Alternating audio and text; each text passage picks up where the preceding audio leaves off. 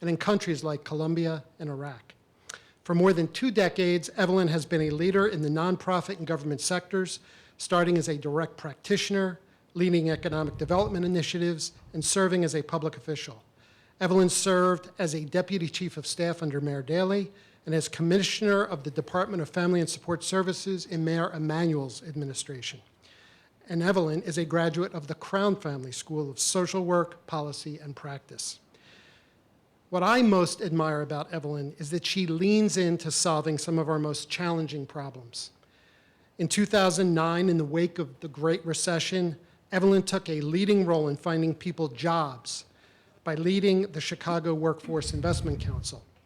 And in 2016, as president of Heartland, she convened community leaders, funders, researchers, policy experts, and government leaders, and led efforts to confront gun violence head-on. Evelyn's courage and vision make her a wonderful asset to Heartland Alliance and to our city. I hope you find tonight stimulating and valuable. And now join me in welcoming our moderator, Evelyn Diaz.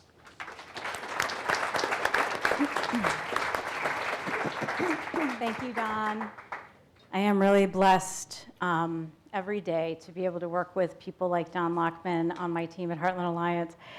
I want to thank you all for making the trip through rush hour and through parking. I know what that was like, and really appreciate the effort that you made to be here for this important conversation. I am thrilled that we are finally arriving at this day, and I want to give you 5 reasons why I'm excited. The first is that Chris Blattman and I talked about this book long before it was published, and he told me about the thesis. He told me what it was going to be called, and I was totally hooked. I was like, yes, bring the book. And so it finally gets published. But he was like, he saw that I was really excited, and he said, do you think maybe Heartland Alliance would want to do like some kind of a joint thing around the book? And I was like, absolutely, we would love to do that. And so here we are. The thing has arrived. It's happening right now. I'm really thrilled about it. So the second reason is this book is, if you haven't read it, Why We Fight, is just filled with rich insights and research, really a fresh perspective, a fresh look at understanding violence and the paths to peace. And I just feel like I have been, like many people in this room, many people on the panel, we have been talking about violence for so many years. I just appreciate a new perspective, a new way of thinking about it and looking at the problem. And so I'm really excited to illuminate some of that on tonight's panel. Third reason is that the book opens with a reminder about why violence matters. I'd like to read a passage from the book. From the introduction, there and in the years that followed, I learned a society's success isn't just about expanding its wealth. It's about a rebel group not enslaving your 11-year-old daughter as a wife. It is about sitting in front of your home without the fear of a drive-by shooting and a bullet gone astray. It is about being able to go to a police officer, a court, or a mayor and get some semblance of justice. It is about the government never being allowed to push you off your land and stick you in a concentration camp. It is hard to imagine something more important to be free of than violence. That's why we're here, and that is why I am excited, reason number 4, that we've assembled this incredible panel. I'm going to introduce them now before I get to reason number 5, starting with Dr. Chris Blattman. He is a professor at the Harris School's Pearson Institute for the Study of Resolution of Global Conflicts.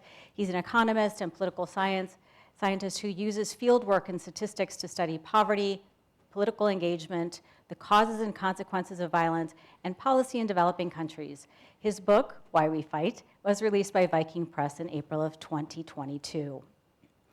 Chris Patterson is the Assistant Secretary for the newly established Illinois Department of Human Services Office of Firearm Violence Prevention, which is working to address the statewide public health emergency that is firearm violence through increased community capacity. In his current role, Chris has been a thought partner to Chicago's largest violence intervention efforts, including Ready Chicago and Communities Partnering for Peace. Many of us know Chris from his prior work as a well-respected direct practitioner, combating violence at the street level and advocating for system changes. Then Dr. Chico Tillmon is the executive director of the Ready National Center for Safe Communities at Heartland Alliance, where he leads a team that provides capacity building and technical assistance to community violence intervention organizations and cities across the country. He also provides strategic oversight of the Ready Chicago initiative that's engaging men from 4 communities to provide jobs, cognitive behavioral therapy, and he is a senior research fellow at the University of Chicago Urban Labs. Dr. Monica Bhatt is the senior research director at the University of Chicago Crime Lab and Education Lab. She oversees a portfolio of over a dozen large-scale randomized controlled trials related to reducing crime and improving academic and mental health outcomes for Chicagoans. She's the principal investigator on several high-profile studies, including Ready Chicago. Thank you all for being here. And this brings me to reason number 5 that I'm really excited. This panel told me that they really mostly want to talk amongst themselves, so they made my job quite easy. I am going to just ask a couple of questions of each of you, and then prepare to engage with each other. Also, Chris said he wants people to feel free to push back on him and some of his ideas. So to the panelists, be thinking about where you want to do that, and to the audience the same. After that discussion, we will open it up for your questions. So be thinking about that. With that, Chris, I'm going to start with you. Even though your book is called Why We Fight, you start by reminding us that war is the exception, not the rule. So let's start there. First, maybe you could define what you mean by war, like how you're using that. And then tell us, what are the reasons we don't fight, and why is that important? Sure. Well, thanks so much for being here. Thanks. It's such a great panel. So I didn't know that I was writing a book about why we don't fight until I was about 3/4 of the way through the process. And it's not obvious. It's not obvious even to the people who study conflict. We're kind of like emergency room doctors who forget that the natural state of humanity is health. And actually, it's a good thing that most doctors don't do that, right? The whole reason we have medical advance is because they're constantly paying attention to the healthy people and comparing, and that's how they diagnose and that's how they treat us. And if you only pay attention to the conflicts that happen, you get, well, two bad things happen. One is you get really demoralized. But the second thing is that you get really rotten at diagnosis, and that means anything you do about it is probably misguided. So, you'll look at something that happens, some incident of violence or some long-running conflict, and you'll trace it back, you'll see poverty, and you'll see inequality, and you'll see maybe ancient hatreds, and a whole list of things. And the thing is if you look at the times we don't fight, 2 rivals just loathe in peace, you actually find a lot of the same things. You see a lot of poverty, you see a lot of inequality, you see ancient hatreds, and so those aren't unimportant, but maybe they're not the reasons we fight. And so we have to pay attention to those times. And actually, they vastly outnumber the times we fight. And there's numbers on this. You can go and you can look at ethnic groups in Africa or Eastern Europe, and hostile tensions. And actually, 999 times out of 1,000, they don't fight. If you were scrolling through your phone 2 weeks into Russia's invasion of Ukraine, as I was, you have to go through 20 pages of news articles on the war, but I accidentally stumbled on an article that said that India accidentally launched a cruise missile at Pakistan, and nothing happened. And most of us in this room never heard about that. Now, they could have gone to war, and then the newspapers would be full, and we'd be reading every day about this violence. But but we don't, right? And so it slips from our mind.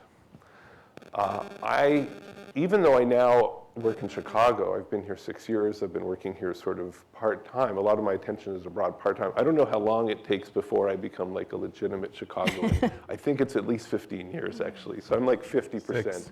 Six, all right, 6. I spent a lot of my time working in Medellin, Colombia.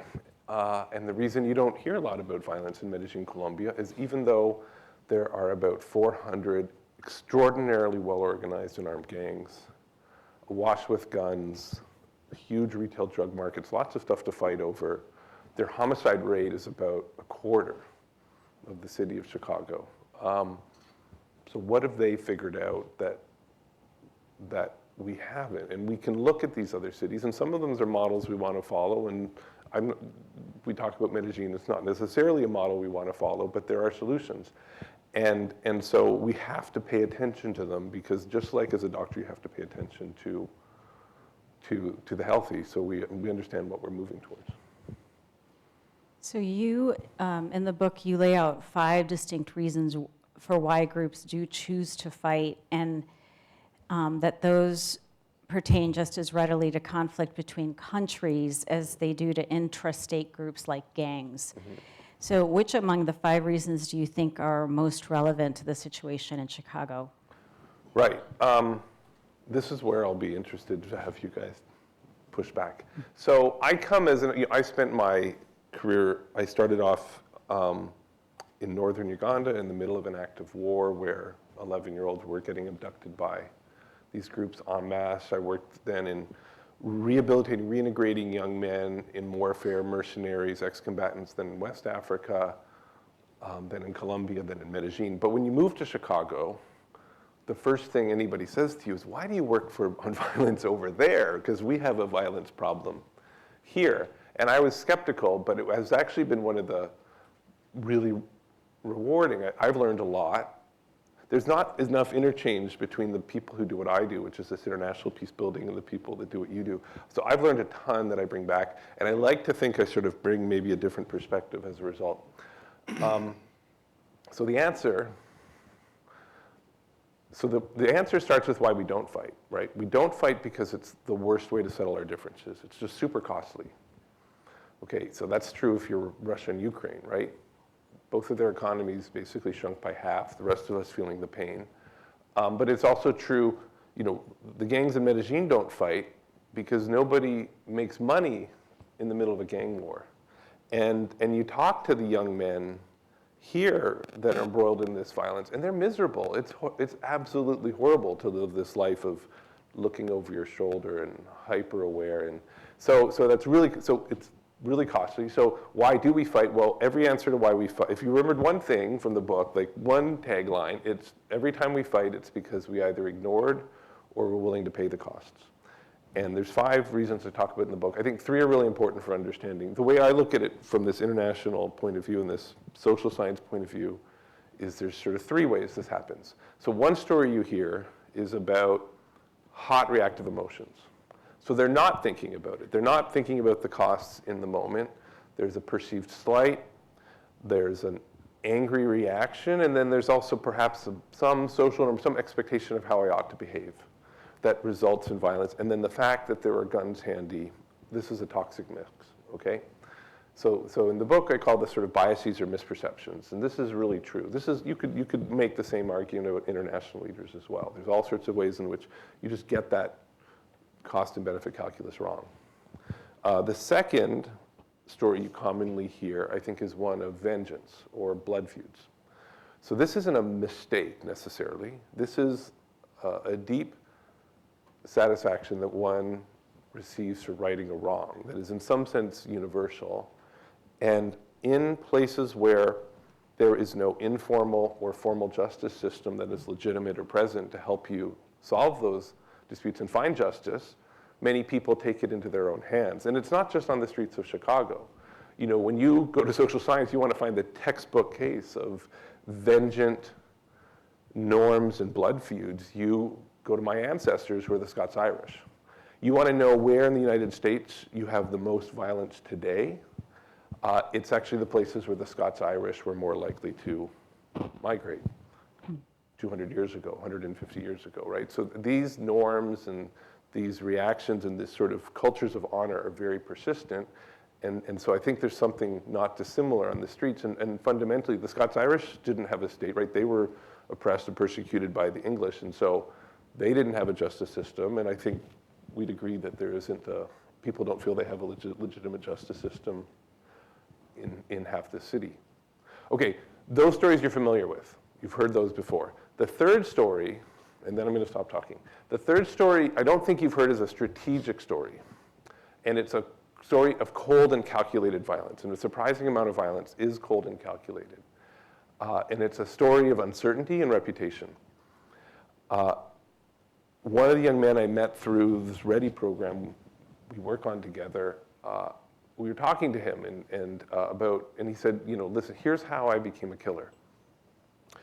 When we started out, somebody robbed us. And we realized that if we didn't do something about this, we were going to get robbed again and again. One day we'd get killed. And so we either had to get out of the business or we had to do something about it. And so we tracked them down, we killed them.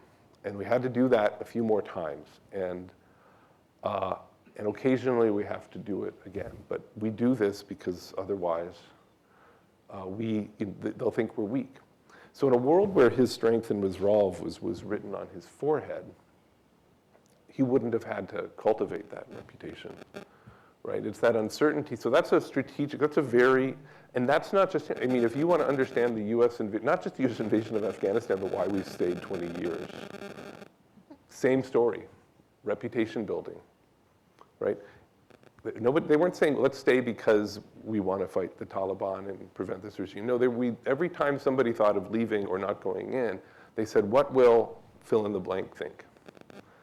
What will Iran think? What will Russia think? What will China think? What will ISIS think? What will some other, right? That's because they live in a dangerous neighborhood and they were worried about the next adversary and it was an opportunity to establish reputation. So this is a really important strategic dynamic. We don't talk about it. So READY program is a fantastic intervention for the first thing I talked about. I think we help with a lot of violence. A lot of street outreach helps with that. The blood feuds, the vengeance. I think READY might do a little. I think a lot of the other street outreach that some of the people on this stage pioneered helps with that too. Finding like restorative justice. I don't know if we take the strategic violence quite as seriously and if we have good solutions for that here. And so I think that's, so message of the book is, treatment follows from diagnosis. And I think we can do a better job if we look at it through this lens. Yeah, beautifully stated. Before I move on to Dr. Chico Tillmon, just for context, for the past 6, maybe even 7 years now, a number of groups have been implementing different flavors of an intervention that involves street outreach workers going out and finding the men in their community who are most likely to be involved in gun violence, either as a victim or as a perpetrator, and offering an intervention. And there are different interventions. READY Chicago that I've referenced, and you've heard Chris talk about it, and it will be referenced a little bit later in the panel, was one of those interventions that we happened to study in a randomized control trial with 1,000 men who received an offer of a job in cognitive behavioral therapy as a full-time kind of gig for them for 18 months. And there are other programs as well. And it was really the first time that Chicago had kind of come together and said, we actually have to go right at the problem, right in the center of where it's happening, and start building some trust and start offering some off-ramps, right? Building trusting relationships so we can move the conflict in different directions, right? And so with that as background, I want to move to Dr. Chico Tillmon. Chico, you've come at these problems from several different personal and professional vantage points. Share your perspective on the causes of gun violence and how cities and elected officials and institutions are and should be responding. Thank you, Evelyn. That's a great question. When you think about the violence in Chicago, the first thing that we can consider is that it's concentrated. The violence in Chicago typically is at high levels on the south and west side, and the response has been from the city level to do the invest in Southwest. However, when you think about how complex it is from a historical context, the challenges exist on the south and west side for over 100 years. So in order to truly change the cultural norms, the trajectory, the things that are in place on the south and west side, there first has to be an acknowledgement that there has to be a shared responsibility to change it. And organizations like READY, MFS, CP4P, and Craig can lead the way, but they can't take ownership for deconstructing or disrupting violence that has existed for a century. We must do it collectively. Even if you think about the way that READY was constructed with collaboration in mind. READY partners with existing organizations to add or to fill the gap that existed in violence prevention, which was first cognitively a behavior change mechanism, which is CBI, cognitive behavior intervention, and secondly, sociogenic properties to have long-term desistance, which would be transitional jobs, which can lead to permanent jobs, along with wraparound service, which individualize the care that these individuals that come through the program need. But until we begin to leverage all the assets within the ecosystem, we won't see the magnitude of the change that's possible.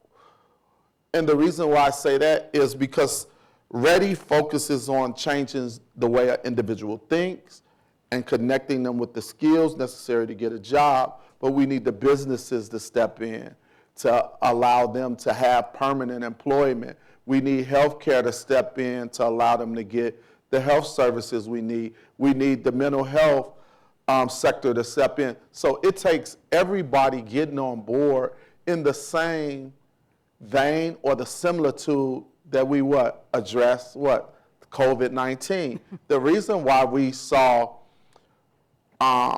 great strides in it is because everybody got on board. And that's how we have to begin to think about violence from a shared responsibility perspective.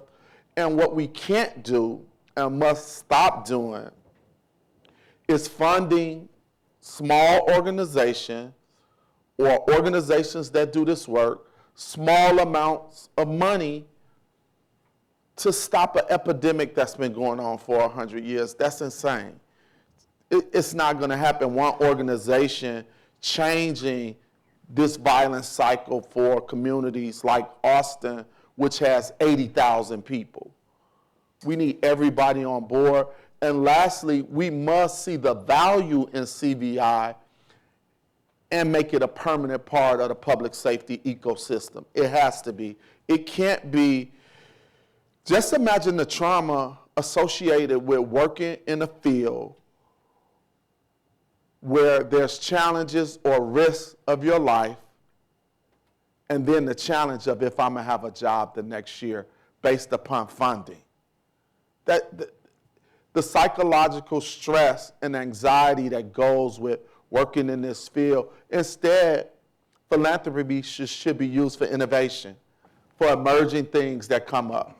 This should be an item line where we are a complementary strategy to policing that gets in front of situations and stop violence before it escalates into a homicide or a shooting. You covered all the things I was going to follow up with. So actually, but the line that you were on makes me want to go to Chris next. Chris, your office was established as part of Governor Pritzker's Reimagine Public Safety Act. And in getting it off the ground, you focused a lot on the importance of collaboration in your plan, aiming toward a city where kids don't have to worry about being shot at. So talk about why collaboration is so important, and address this charge or this kind of challenge that Chico just put out about government having to step up and put the right funding, the right amount of funding in the right hands in communities if they really want to see a difference. Yeah, thank you. And so the collaboration part is critical. And as we can all guess and know, and we suspect that would be the answer. But if we look at communities like Austin and North Lawndale, where we're seeing over the last few years levels of collaboration never seen before, we have inadvertently, I'm talking from a funder lens, from whether private philanthropy or government, have inadvertently pinned people and organizations against each other. And historically, in communities such as Austin and West Garfield Park, Roseland, Inglewood, organizations have had to make a case why they're better than the next organization. Until recently, we've never really had an opportunity to encourage folks to sit at the table, create best practices, appreciate one another's strengths and weaknesses. And so with that being said, I've seen the model of collaboration. And the reason I would really, so much of what I'm trying to do, and I think this often rings true for people with lived experience, it took collaboration for me to be on the stage today. So many may know my story already. I was incarcerated 12 years in the federal prison system for a violent crime. Those things, and the reason I mention a violent crime is because sometimes I think we have it in our head that those things are irredeemable.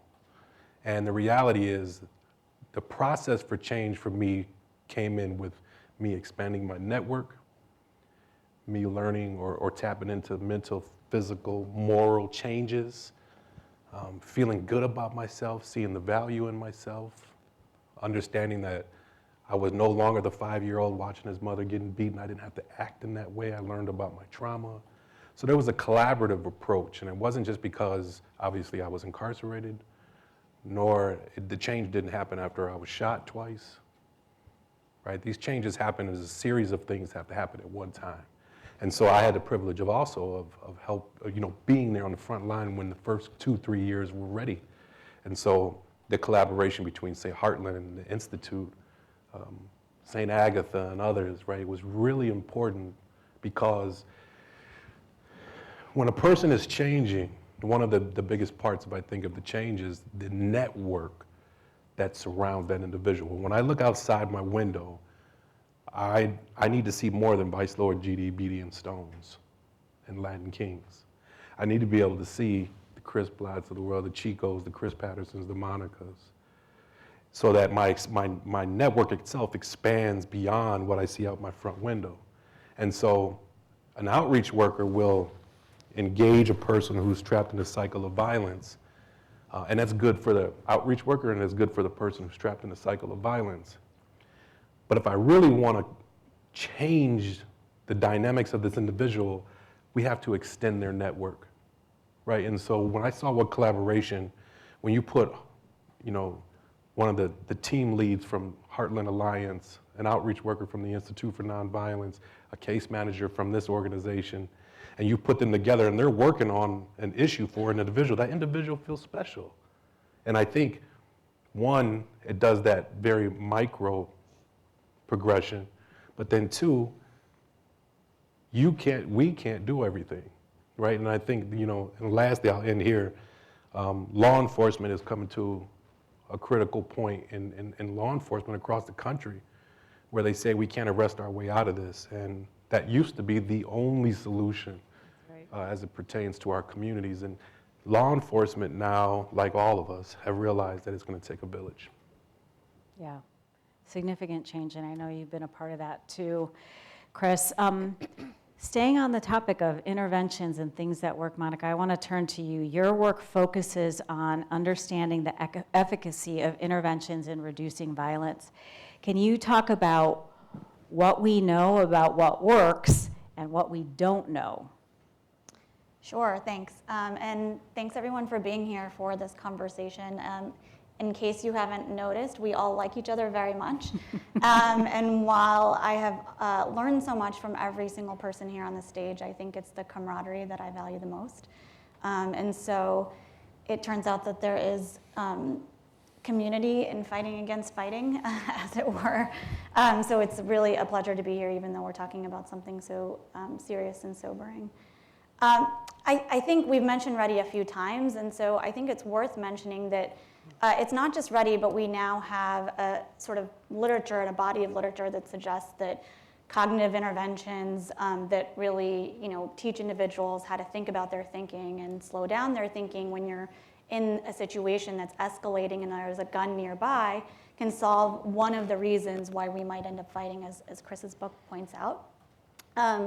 And actually Chris is the one who says, I believe literature is not just one study. And so it's worth noting that, in various contexts, so whether it's young boys who are in school through becoming a man, whether it's working with young people who are a little bit more disconnected in a program that's called Choose to Change that's run by the Youth Advocate programs and Children's Home and Aid, that uses sort of a CBT Sparks curriculum or cognitive behavioral therapy Sparks curriculum, or whether it's with Ready Chicago, we do see that these kinds of interventions do lead to a decrease in violence involvement. So we see 50% fewer arrests for becoming a man participants. We see 50% fewer arrests for Choose to Change participants. And in READY, we have promising evidence that it's reducing shootings and homicides.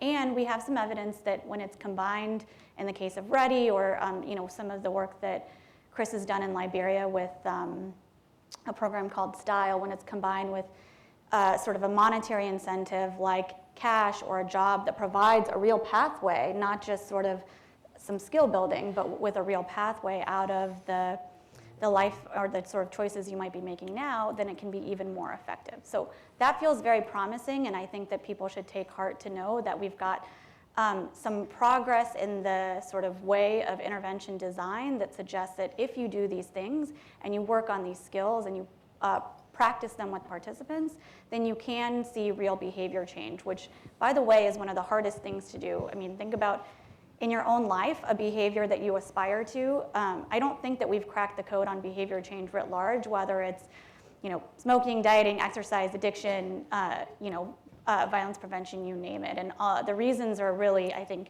elucidated in this book when you think about how that is your identity and how that is sort of your routine and how hard it is to break away from those things. But I think it's worth noting that we've been sort of talking about Ready Chicago. We did a randomized control trial with 2,500 men, 1,200 of whom were offered the chance to participate in this program. And it's worth noting that this is the largest, most rigorous study that's been done. It's also the only one that's focused on gun violence specifically as an outcome. And that's a problem. If we really want to be reducing gun violence from my vantage point, we need to be sort of collectively pooling our best ideas, implementing them, and then learning whether or not they're leading to the behavior change that we want. And too often we sort of lump all kinds of violence together, or even, worse even, all kinds of crime together. And the lack of specificity when you think about the reasons why somebody might commit petty theft versus a violent crime. Chris mentioned very specifically that it was a violent crime and how the motivations might be different and the sort of repair from that act might actually be different. It's worth it for all of us to think about the specificity of what kinds of interventions might affect what kinds of outcomes specifically. And in the case of Ready Chicago, we saw this firsthand. So we do have some evidence that it's reducing shooting and homicide arrests by something like 80%. That's very promising. But we also had an outcome that was sort of lumping arrests and victimizations together because we assumed that they would move in the same direction. So you have an intervention and they should decrease arrests and decrease victimizations. And we learned that those two things might not actually move together. That's a puzzle. Why might that happen? Well, maybe an intervention can help you change your own behavior, but you're still living in that same community, and somebody might not notice or might not accept the fact that you are trying to act or behave in a different way because of these sort of other aspects of your life that have continued on. And so you might still become a victim of violence. So it's really important for us to understand how these dynamics play out and how to both keep people safe and also keep people from being engaged in harm that is going to lead to sort of a traumatic event for all involved and those who might not even be involved but proximal. So I think the sort of specificity and thinking about not just whether an intervention works or not, that binary question is something that I think we often ask in research. And it's not the most interesting one because some of the differences in how it works and who it works for. In Ready, there were different referral pathways. You could be referred through the community referral pathway. You could be referred through institutional partners. And we see different effects of the program for those different kinds of individuals, and we're trying to work to figure out why that might be. So I think the more specific we can be and the more sort of targeted we could be, the faster we're going to be able to make progress. And then I'll say just one other thing, which is I've been talking a lot about these individual level interventions, but Chris started off talking about countries and communities. And whether you're talking about individuals or countries at the macro level, we know that education is one of the most protective factors to sort of prevent an individual from becoming violence involved. So we have these institutional or public sector agencies that can operate more upstream, that we can make more effective, to Chico's point. It's sort of a collective problem of practice. And public sector institutions like the educational system can use the data that they have to be a little bit more targeted, to think about who's getting the resources or the interventions that they have. So just by way of example, we worked with a school, and the principal said, I have 42 community partners. I don't need another resource.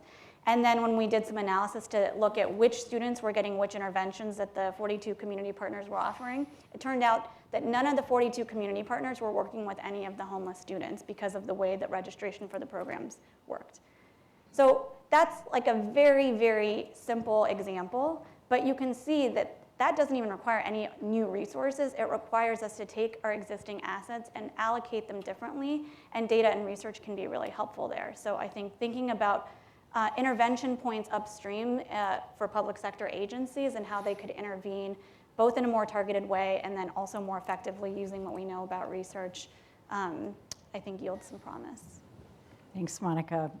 All right, Chris, I'm going to give you a chance to be controversial so that people can push back. I'm really interested in your, you have this unique view into international approaches to violence. In this paper that you wrote, you said that what we learned in Monrovia, Liberia, holds potential to change how we think about the epidemics of crime and murder in the United States. So, you know what's happening in Chicago. Be as specific as you can. What can we draw? What lessons can we draw from the international context that you think could be meaningful or transformative here in Chicago? Sure. At some point, I'd like to go back to what Chico said about outreach and talk about how I think Chicago's best and biggest export should be outreach and what's been built here. But this is about the opposite. Where's the blind spot? Listen, if you end up in the middle of a ethnic or religious conflict in wherever, I was in Liberia, for example, Peace Building 101 is you get in mediators. And that is true for, Russia invades Ukraine, right? Right away, you look for presidents of Israel and Turkey. You need interlocutors. And so when I came here and I started working on this, I was really impressed with a lot of the work that was being done on all these fronts. And I said, so, by the way, where are the mediators? And they said, what? And I mean, the guys who are mediating, because these aren't, yes, a lot of this is just targeted assassinations between young men with beefs, but they're in somewhat organized groups. A lot of them have long-running feuds. Like, who's mediating between the groups. And they went, oh, we have the violence interrupters. And I knew a lot of the violence interrupters, and they're amazing. And they are doing that. They're doing a lot of it's one-on-one. So somebody, insults, challenges, gangbangs, shoots somebody and somebody else, and they come in before that retaliation comes and tries to cool people down, get them talking, bring some sense of justice or apology or acceptance. Really, really important. That's a kind of mediation. But that was in the instant. That wasn't between the group leaders. I started looking. There are people who are doing this because it's a natural thing to do.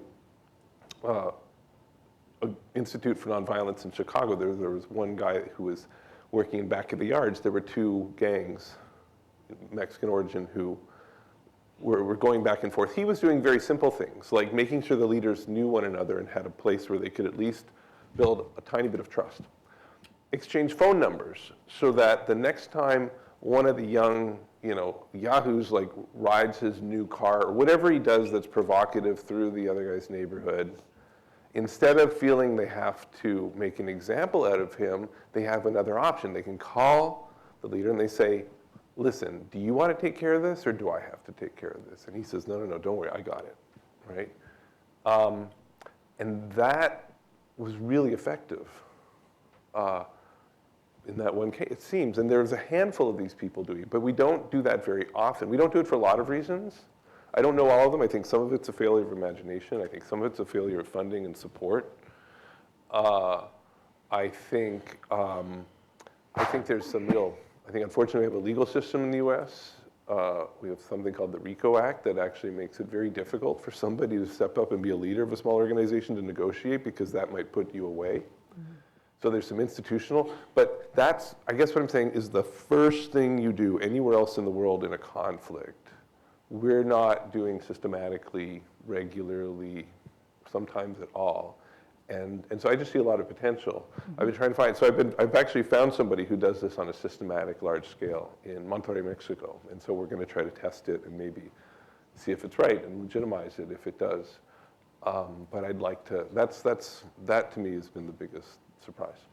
No, so for the Office of Firearm Violence Prevention, one of our primary convening responsibilities is to create a structure, a long-term structure that works on the preventive side of things. For centuries, we've had after-the-fact enforcement, i.e. law enforcement in whatever capacity that it has, but we've never had a prevention component, particularly when we know something's about to erupt. We could try to discourage it, but we oftentimes just watch it erupt, right? Like the kids in the schoolyard. And so what we want to do in government and what we're seeking to do with our partnerships and collaboration is create that sustained structure that you're talking about, Sam Castro, mm-hmm. at the Institute. Being able to, if I think about law enforcement in Waukegan, Peoria, and Rockford, right? They're all going to have their differences and their cultural differences according to their communities. But essentially, we all know what police officers do, right? And that's the same true for, EMS workers, et cetera. When we talk about outreach workers and the strategies of outreach, it should be universal, very much like how you're saying. If it works, what we want to do is figure out how do we adapt that, put it out there in mass, but with a way that it has, keeps its integrity and actually does the job it's supposed to do. While it doesn't exist in a larger framework, that is one of the goals of the violence prevention framework that we're talking about. And I would say, organizations like CRED, Crime Lab, there's several that are, creating frameworks that develop professionalism and the curriculums that get you to that place. By the way, if you're looking for Sam Castro's fan club, they're sitting in the second row over there. Really? You said Sam Castro and everybody just lit up. He's a very kind person and good partner. The panel is going to hang out for the reception afterward. We have 10 minutes for audience questions. We'll take a few that we can fit in the 10 minutes, and then if our panelists are going to hang out for a little while, you can catch them and ask them your questions if we run out of time. Let's start here, yes, and then we'll go back. Okay. My question was for Professor Blattman. In your kind of definition of these three reasons for violence, I saw a lot of instances of interpersonal violence and international violence. You guys can hear me? I'll repeat your question. I've heard a lot of instances of interpersonal and international violence, but I'm curious about using a broader definition of violence that would include pollution, eviction, displacement, hoarding of resources such as healthcare. How do you formulate those types and legitimize those types of violence in the broader framework that you're thinking of? So the question, if I can simplify it, was she read a lot of interpersonal violence and country violence, but she wondered about other types of violence like environmental displacement, things like that, and wondered if Chris could comment on those types of violence as well. Sure. So I guess I would say, I mean, you actually asked me a question about like what was I defining by war and fighting. I guess I was trying to write a book. What do we know about prolonged violence between groups? Basically, prolonged fighting. And so those other conditions, these other societal challenges that then may feed into some of that fighting, I get come in indirectly, I would say. But I hesitate to. I think it's a very useful advocacy position to sort of label these things violence. As a social scientist, I like to be precise, and so I find it, sometimes I can understand the advocacy. I think it confuses sometimes more than it helps. At least if I care about diagnosis and treatment, those are just different problems that have then different diagnoses and different treatments, and so I don't want to maybe mix them up, is maybe the focus of my book. Thank you. There was a hand, yeah. Thank you for being here today. Something that Dr. Chico said, I think stood out to me and to everyone in the panel, right? The idea of solving 100 years worth of problems through an integrated model that is specific, right? And that has specific solutions across different actors that might need different things. Now, this is something that I think might be maybe a little targeted to you, Chris, Patterson. I want to know where we are in building that. I actually come from an organization that was part of one of the many acronyms that have been thrown around, right? There's CP4P, there's READY, there's all these different violence interruption acronyms or organizations or projects, right? But I want to know where we are from the state's perspective, but also from the city perspective in integrating everything. Because I heard everyone on the panel say we can't rely just on the money that we get when this becomes an issue that everyone cares about, right? We need state-funded long-term projects. So to your point, Chris, being in this new position, it's very exciting. Can you tell us a little bit about what direction we can expect, or a little bit of what the money sources are, where we're heading, or where are places where we can get some more of the funding through this integrated vision? Yeah, thanks. The Reimagined Public Safety Act, which created the Office of Firearm Violence Prevention, the foundation of the work is addressing trauma or unaddressed trauma in young people and people who have been impacted by firearm violence. If you think further about that, some of the language that you hear throughout the bill, and I just referenced the bill because it's a collective language. We hear reentry and community revitalization, housing inequities, right? So there's, in the spirit of why violence happens, it's never, we look beyond the interpersonal conflict that two people or two groups of individuals may have, but rather, and I've said this several times, like, why wasn't that person working at that time? Where are they, after they got out the hospital and they were shot, where do they go live, right? All these basic questions, and we think about, how do we help people? If an individual from, an affluent community is missing a piece of something, it's really easy to just say, okay, well, let's replace the piece. In a case with violence, and particularly, Chicago, which we know well, we're working with a population of individuals who have no pieces on the board, right? And so for us, 10 years ago, we were all talking about getting folks a job. If we could just get them a job, everything's gonna be all right. And we weren't considering the trauma. And if we work on getting them the job and addressing the trauma, but we don't do anything about the house or the wraparound services that the people in the house need in addition to the person that you're working with.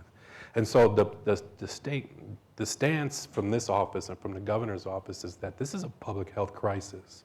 One thing that we learned, and we learned well from COVID, was that if we were gonna stop COVID, we needed to do several things at the same time.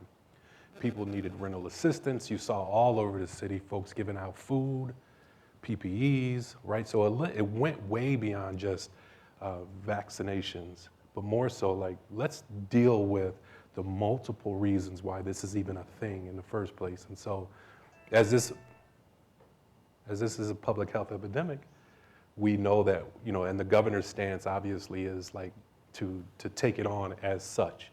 So our goal is to, one of the reasons why I was appointed as Assistant Secretary of DHS was because DHS, as many of you know, is the state's largest agency.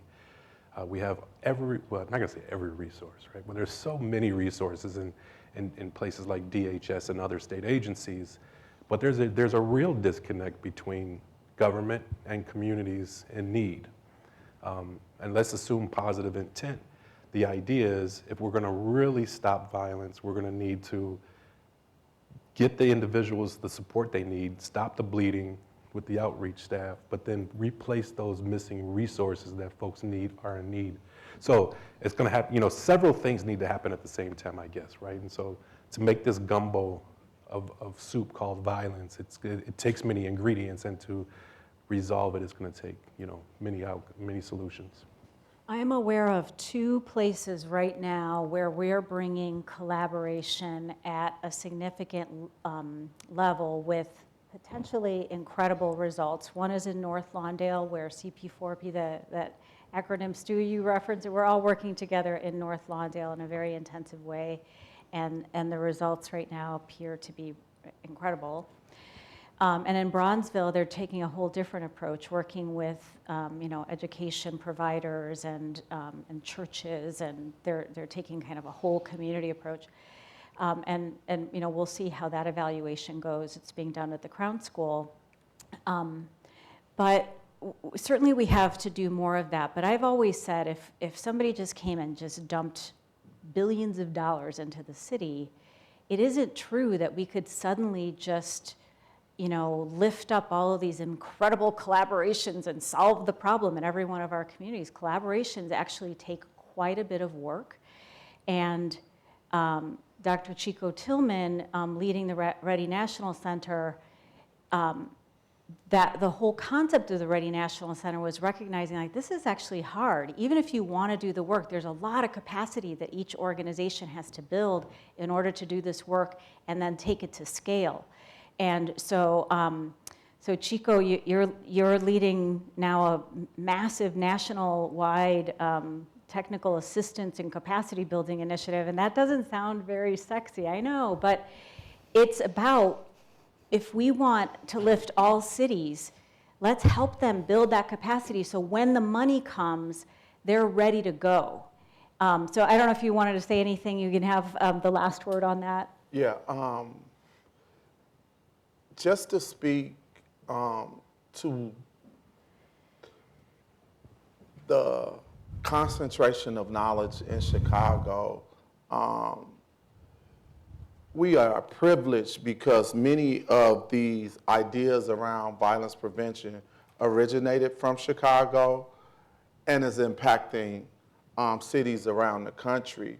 Recently, at Heartland Alliance, the Ready National Center was selected to be the national technical assistance provider for the Department of Justice, and we have agreed to support up to 25 cities. And the way we want to support them is first through knowledge sharing. We want to share our successes, but also the things we learn along the way. And by doing so, when other cities who might be at an embryonic phase in trying to roll out violence prevention programs or sectors, they will start where we're at instead of where we made mistakes to go along the way. Another thing we want to share is our RCT. But afterward, we want to help them be creative and design things that fit the characteristics of their city, so we're leaving room for innovation. And lastly, we're pushing the needle and we're trying to demand and advocate for systems change. Because in order for this to happen, we've talked about collaboration, but there has to be individuals at the top, at the federal, state, and city level to support the change that is necessary to allow individuals their human rights to live in a safe community. It's a human right to live in a safe community as our other counterparts live in that are more affluent. So that's what we're trying to do, and we're doing it by sharing what we've learned, but also by providing field support to others, not just in Chicago, constantly learning and working with our partners in Chicago, but sharing that out throughout the United States so we can wrap our arms around this violence epidemic. What I'm taking from today's panel is that you heard a lot of different ideas, and again, we've been in this conversation for a really long time, and I feel like the solutions that we've been talking about have a fresher take, and I think that that has a lot to do with the way the book has caused us to think a little bit differently. And so I want to thank our panel and ask you to join me in thanking them.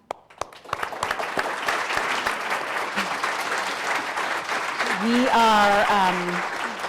are going to have some time for a reception, and so we welcome you to stick around. I think our panelists will be able to hang out and answer some of your questions on the floor there. But before we break, I just want to read another passage from Chris's book. Uh-oh. You don't like this one. But it's more to think about. It isn't a solution. It's something for us to all think about. So when it comes to war and peace, people have three kinds of reactions. One is to be intellectually engaged but emotionally detached. A second response is helplessness. How could anyone ever solve such a massive problem, especially me? The last reaction I see is an urgent desire to do something, not necessarily a savior complex, but a sincere longing to contribute to something larger than yourself. Many people, and I am one of them, feel all three at the same time, but I think the challenge only feels massive, impersonal, and impossible if we think about trying to solve it all at once. The correct approach starts by saying careful, diligent steps will move us in the right direction. So I'll leave us with that. Thank you again so much for coming out and being a part of the discussion, and I hope that it'll continue and that you'll stay for the reception. Thank you so much.